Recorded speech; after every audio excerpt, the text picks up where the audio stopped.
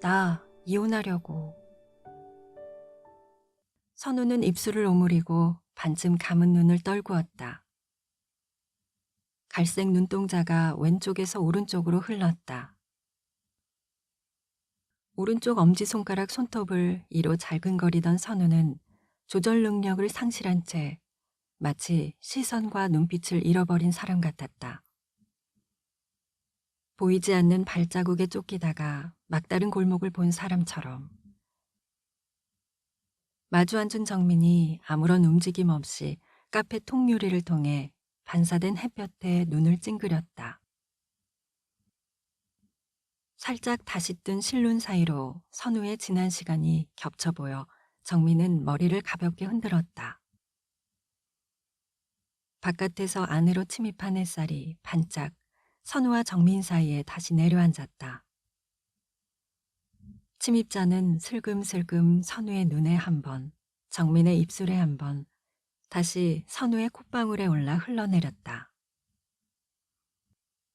선우가 지호와 이혼하겠다고 말한 건 처음이 아니었다. 이번엔 처음보다 진지했다. 무미하고 건조하게. 선우가 결혼한 지 3년 정도 지났을 때였을까?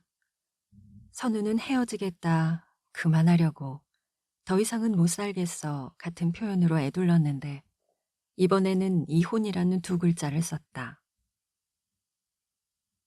정민은 그때를 다시금 떠올려 보았다. 선우가 지호를 부숴버리겠다고 장난기 가득한 말투로 말하고 아무 일도 일어나지 않은 채 4번쯤 계절이 바뀌었다.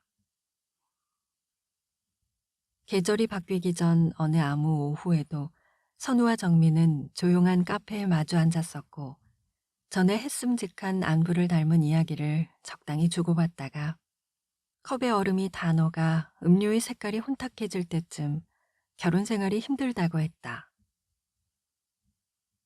1시간이 넘게 요점 없는 목소리를 늘어놓고선 둘 다 별일 없다는 듯 서로 잘 지내라는 인사를 하고 헤어졌었다. 힘들어 죽겠다고 하지만 쉽게 죽지 않는 삶처럼 어떻게든 얇고 희미하게 이어지는 내일처럼 그 사람을 죽여버리겠다고 울부짖고 조금 시원해지면 증오를 잇는 것처럼 그렇게 계절은 바뀌었고 그 계절이 다시 제자리로 돌아왔다. 선우는 괜찮아졌다고 했다가 다시 힘들어졌다고 했다가 헤어질까 묻다가 맞았다고 했다가 화해했다고 그냥 참고 살기로 했다고 눈과 입술을 수평으로 늘어뜨리던 게 마지막이었다. 정민은 솔직히 잘 기억이 나지 않았다. 영화 속 부부싸움 이야기와 헷갈렸던 것도 사실이었다. 몇 개의 드라마 속 이혼하기 전 처참한 싸움 장면이 섞여 떠올라 머리가 잠시 어지러웠다. 영화 속 살인 사건을 보는 것과 실제 살인 장면을 보는 건 다르지. 정민은 분간되지 않는 현실에 집중하며 선우를 이해하려고 애썼다. 선우는 맥락 없이 장난처럼 심지어 호탕하게 웃으며 헤어지겠다고 했던 것 같다. 애쓰고 애써 기억을 돌아보니 흐릿하게 오므리던 선우의 입모양이 떠올랐다. 그래서 결혼 생활이 힘든가 했었다. 정민은 그래, 타인과 사는 삶인데 당연히 힘들지 여겼다. 여느 남편처럼 술을 마시고 연락이 되지 않고 밥 먹고 설거지를 바로 하지 않고 주말에 데이트를 나가지 않고 잠만 잔다는 발톱을 깎고 바로 치우지 않는다는 그런 류의 불만인 줄 알았다. 결혼은 조금 거슬리는 일만 반복되어도 그 사람이 평생 내 인생에서 없어져 주길 바라기도 하니까. 하루 이틀쯤 꺼져 주길 바라는 마음은 금방 잊어지고 보통의 결혼 생활은 진짜 헤어지지 않는 날의 연속이다. 선우는 어느 날 갑자기 연락해서 정민에게 잘 지내냐고 만나자고 했다. 평소라면 잘 지냈냐고 밥은 먹었냐고 바쁘냐고 물었을 텐데 첫 시작이 만나자였다. 그게 오늘이었다. 수평이었던 입꼬리에 선명하게 힘을 주고선 그렇게 됐다고. 그렇구나. 사람은 그렇게 되는 일을 겪으면서 살아가니까. 어설픈 말로 상황을 동정하기엔 선우의 표정은 명료했다. 정민은 그렇게 된 일이구나 생각하면서 그동안 흐렸던 선우 표정의 조각들을 모으고 모아보았다. 정민의 기분이 아래로, 바닥으로, 끝으로 떨어졌다. 선우가 사는 게 힘들다고 할 때도 요즘 다들 힘들지 말했다. 남편과 헤어지고 싶다고 할 때도 나도 그럴 때 있어 말했다. 특별히 해줄 말은 없었다. 남편과 몸싸움을 했다고 했을 때 그때는 제법 진지했는데 괜찮냐고 병원 가서 사진 찍고 진단서 받아놓았냐고 폭력은 증명되어야 한다고 다그쳤지만 그럼 내적 폭력은 내가 미쳐야 증명되냐며 눈물을 머금고 싸워보는 선우에게 아무 말도 할 수 없었다. 나도 때렸어. 일방적으로 맞은 건 아니야.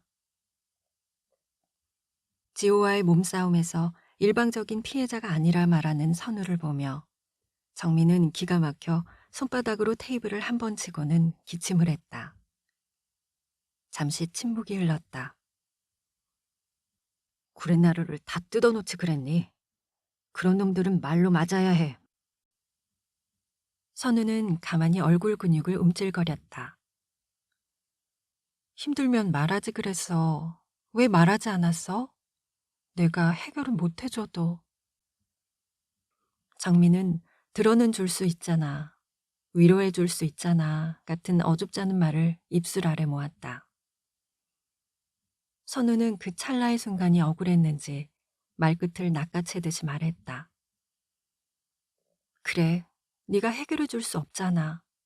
그리고 했어. 말했어. 이제 터진 것뿐이야.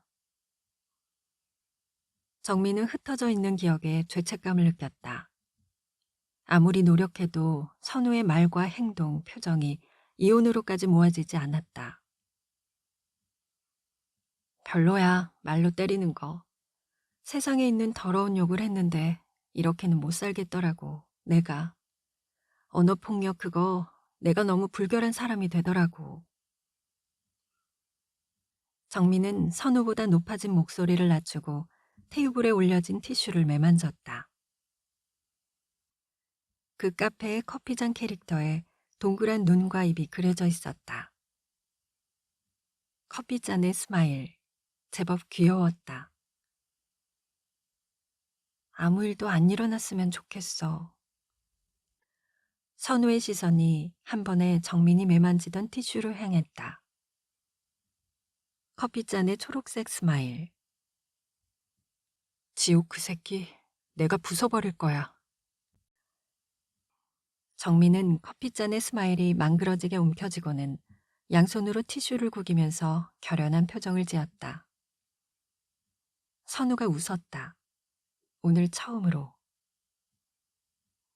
미처 웃음을 끝내지 못해 아직 10개의 웃음기가 있는 선우가 곁눈질하고는 말했다. 훔칠까? 꼭 훔쳐야 해? 양해 구하고 조금 받아가면 되잖아. 쓰라고 주는 건데. 허락받는 거 이제 안 하고 싶어. 정민은 훔친 것들은 어차피 내 것이 아니기에 훔치는 것보다 허락받음이 나중을 생각했을 때 더 좋은 일이라는 말을 하려다가 가만히 그러자고 했다. 그걸로 뭐 하게? 예쁘잖아. 가방에 두면 언젠가 쓰겠지. 너도 훔쳐. 둘은 10개 웃고 낮은 한숨을 쉬었다.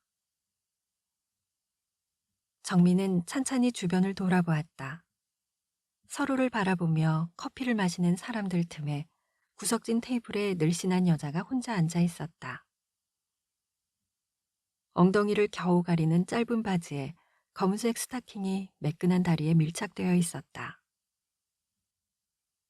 여자는 왼손으로 턱을 괴고 오른손으로 진동벨을 통통 치면서 커피를 기다렸고 진동벨이 울릴 때까지 2번 번갈아 다리를 꼬았다. 정민은 그 여자의 구두 코끝에서 허리선까지, 허리선에서 가슴골까지, 가슴골에서 어깨선까지, 어깨선에서 귓볼까지 천천히 훑어본 후 선우에게 살짝 눈짓을 했다. 저 여자 몸매 진짜 좋다. 어디? 선우가 갑자기 뒤를 돌아보려 했다.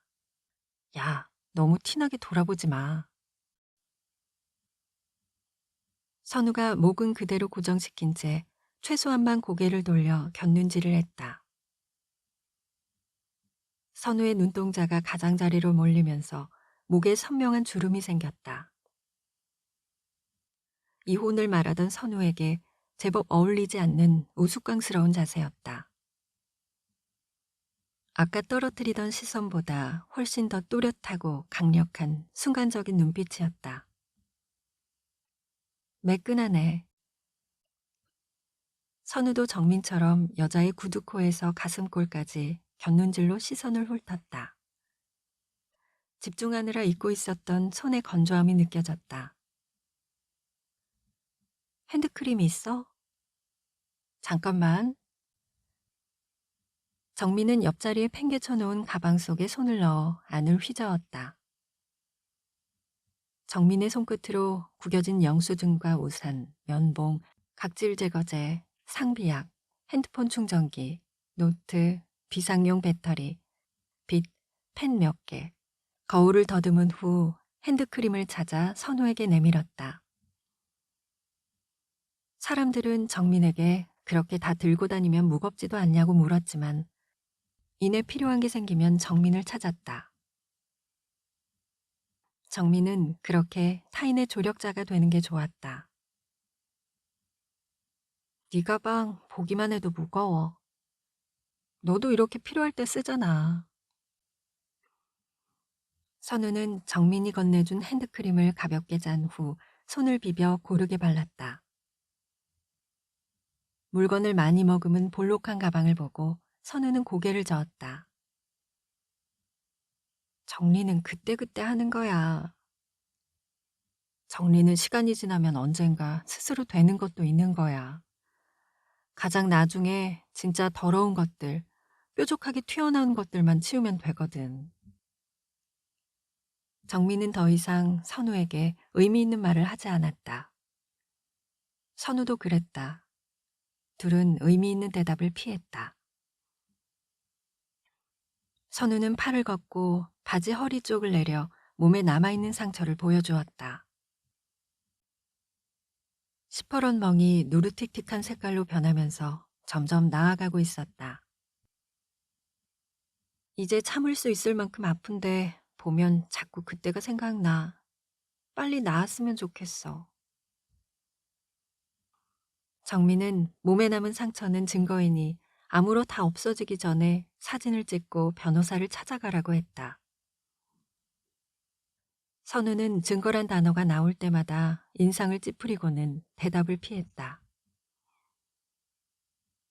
선우는 지난 상처보다 앞으로 찾아야 할 증거에 더 힘들어했다. 이미 끝난 멍은 스스로 나을 일만 남았지만 변호사를 선임하고 증거를 남겨 소송을 진행하는 건 과거의 멍자국을 후벼파면서 앞으로 선우가 적극적으로 받아야 할 확실한 상처였으니까. 선우는 쓸데없는 말 몇 마디를 늘어놓고 보니 속은 좀 후련하다고, 이런 이야기 들어줘서 고맙다고 했다. 아무것도 해결되지 않은 약간의 쓸모만 있는 대가였다. 둘은 초록 커피잔 스마일이 그려진 티슈를 잔뜩 훔쳐 가방에 넣고는 마주보고 웃었다. 이제 그만 일어날까? 난 약속이 있어서.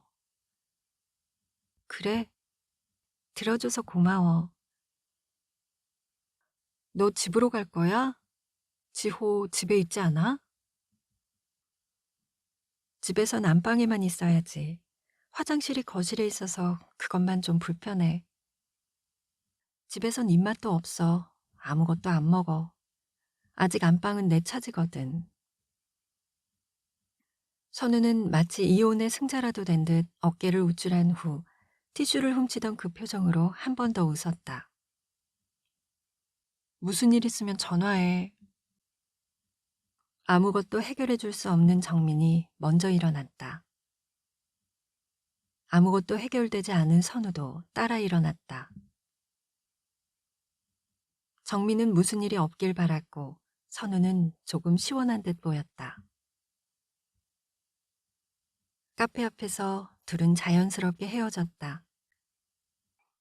그 시절에 헤어졌던 것처럼, 그 계절에 헤어졌던 것처럼, 그 언젠가 헤어졌던 그때처럼, 마치 어제도 헤어졌던 것처럼 각자의 걸음걸이로 등을 보이며 멀어졌다.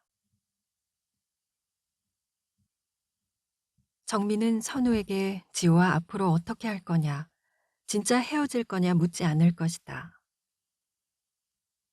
앞으로 어떻게 살래? 잘했어. 좀 참아봐 같은 말은 더더욱. 선우가 당장 지호와 헤어진다고 해도 정민은 해줄 수 있는 게 없었다. 한 번 때린 놈은 또 그럴 수 있다며 선우를 붙들면 그 다음 현실적인 문제가 닥친다.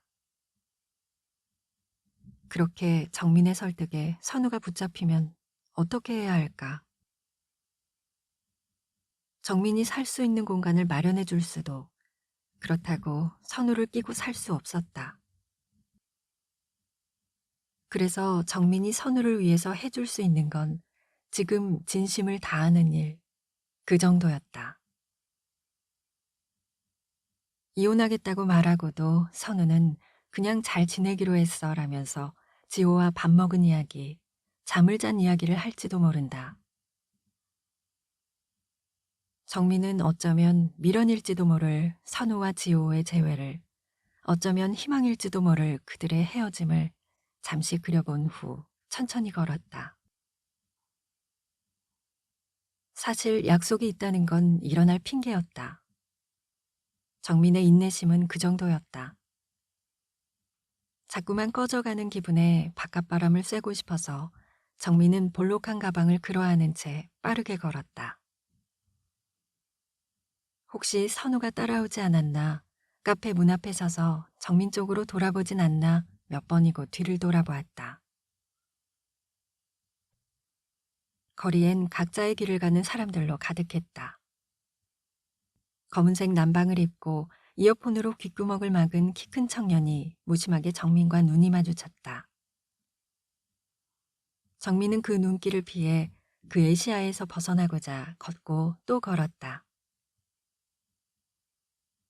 정민은 주변 어디에도 자신을 보는 시선이 없음을 직감하고서야 바로 보이는 작은 카페로 들어갔다. 아이스 아메리카노 한 잔 주세요. 신맛도 탄맛도 나지 않길 바라면서 커피를 한 잔 주문했다. 정민은 카페의 가장 구석 자리에 자리하고 있는 네모난 2인용 테이블에 자리를 잡고선 낮게 한숨을 쉬었다. 두 손으로 잡아야 들 수 있을 만한 잔에 얼음이 가득한 커피가 나왔다. 정민은 가방에 손을 넣어 노트와 펜을 꺼내려 가방 안을 쓸었다. 조금 전 천우와 함께 훔친 티슈 뭉치가 보드랍게 만져졌다.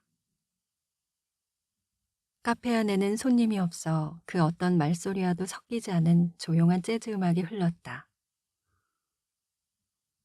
정민은 지금까지 선우에게 들었던 이야기를 머릿속으로 복기했다. 생각할수록 기가 막힌 사연이었다. 정민은 선우가 이야기하는 동안 선우의 말에 끝도 없이 빠져들었다. 핸드폰 한 번 보지 않고 선우의 말을 들으며 집중했다. 선우의 절절한 마음은 현실적이고 실감났다. 요즘 돌싱에 대한 사람들의 관심이 깊다. 선우의 말에서 한마디도 놓칠 것들이 없었다. 귀에 쏙쏙 들어오는 에피소드였다. 이렇게 생생한 사연은 많은 사람들에게 먹힐 것이다. 조금만 각색하면 라디오 사연이 되어 대본으로 쓸 수 있을 것 같았다. 혹시 선우가 들으면 어쩌나 걱정이 되기도 했지만 이름을 말하지 않으면 된다. 선우가 모를 만큼 각색하면 된다. 정민은 그 사람을 지정하지 않을 만큼은 필력에 자신 있었다.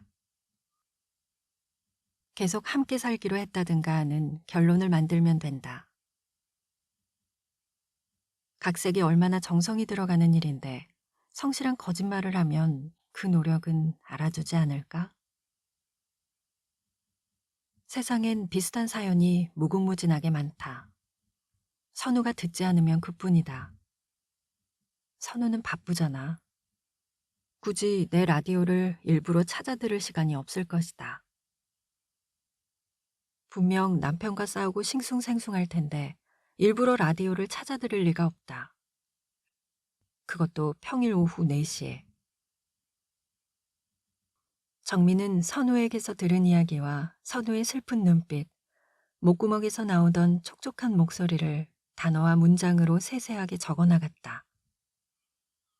사람들의 관심을 끌기 위해서 선우를 더 구질구질하게 만들었다. 한 번쯤은 매달려주는 게 더 인간적이니까. 선우가 매달리는 내용은 생각보다 줄줄 나와서 정민은 흐뭇하게 놀랐다. 이미 선우의 이야기가 아니었다. 그저 사람들의 관심이 예상되는 하나의 라디오 사연일 뿐이었다. 한참 대본을 적다 보니 이혼 앞에서도 당당한 여성이 더 주목받는 요즘 시대에 맞지 않는 것 같아 너무 구질구질해 보이는 이야기는 지우기로 했다. 자신은 이야기를 잘 들어주는 좋은 친구로 만들었다. 각색하는 과정에서 나이를 높였다. 언니라면 더 좋은 이미지가 되지 않을까? 들어주는 사람을 언니로 바꾸니 이야기는 훨씬 더 훈훈해졌다.